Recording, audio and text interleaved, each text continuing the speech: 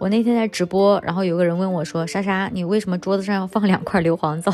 把我笑死了。这个东西呢，其实就是2024年我预测一定会大火的手机支架模具，因为它真的非常小巧又实用，市面上已经出了10几种这种类似的款式了。不知道是不是因为我视频里面做完了就脱模，会给人一种滴胶很快就能干的错觉。其实不是这样子的，天气越冷，滴胶干的越慢。我这边坐标湖北的话，基本上3天才能干一层。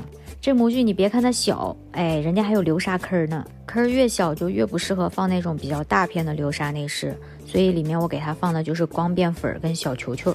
因为它上面这个面积真的特别的小，所以只能放一些很小的蛙或者是蒙粒。我觉得这个爬老师的小熊猫实在是太可爱了。知道这个怎么用吧？这里不是有一个凹槽吗？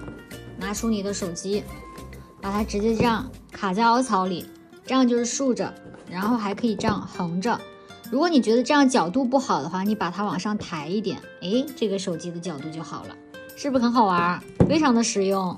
那这里有2个孔孔，把这个珠链给它穿进去，这样就可以挂在钥匙扣上面或者包包上面了。粉色的长这样子。老规矩，给你们闪一下模具的价格，这一下应该不会有人说贵了吧？